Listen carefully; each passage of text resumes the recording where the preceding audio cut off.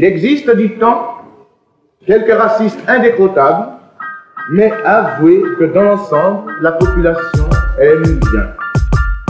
Combien de fois en vérité j'ai vu des racistes, des gens qui viennent chez moi et qui me tiennent des propos fascistes. Combien de fois cet invité est rentré chez nous, le mec est arrivé en guise de show à chier chez nous.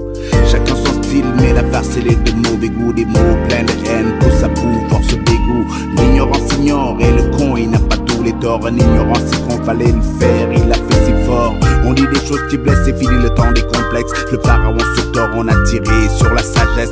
Ici dans le temple, et les complices contemplent déverser la bile. Et les complices contemplent le son colonial de Napoléon, le petit inculte. Ici on comprend pas pourquoi un immigré nous insulte. La réalité est qu'un pays colonial est un pays raciste.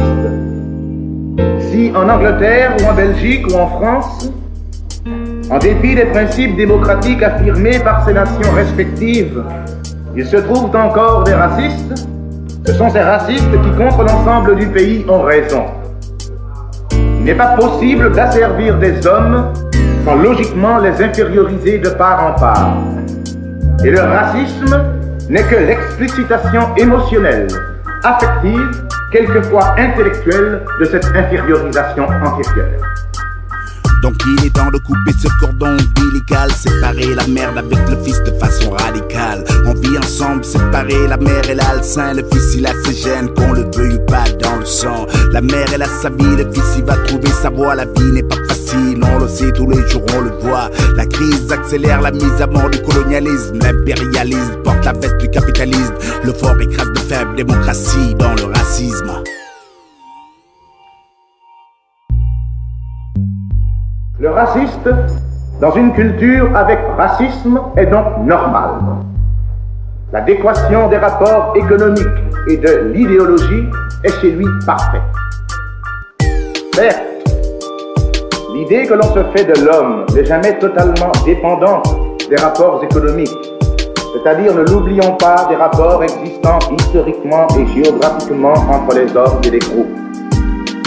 Les membres de plus en plus nombreux appartenant à des sociétés racistes prennent position. Ils mettent leur vie au service d'un monde où le racisme serait impossible. Mais ce recul, cette abstraction, cet engagement solennel ne sont pas à la portée de tous.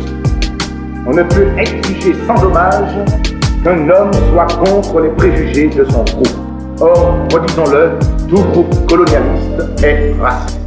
Et voilà pourquoi ton identité nationale, en fait, c'est bien du racisme. Même sous les habits d'intégration, c'est du racisme. L'immigration concertée, c'est bien du racisme. Quel que soit le jeu de mots choisi, c'est du racisme. Les queues devant les consulats, c'est du racisme. Délit de sale gueule pour des visas, c'est du racisme. Délit de pauvreté de l'Africain, anticamétisme. Pauvre et musulman, c'est la totale anticamétisme. Vire le noir de tout et de nos jours, c'est pire qu'hier. Résultat des courses, je lève le poing noir et fier. La culture encapsulée, végétative, depuis la domination étrangère est revalorisée.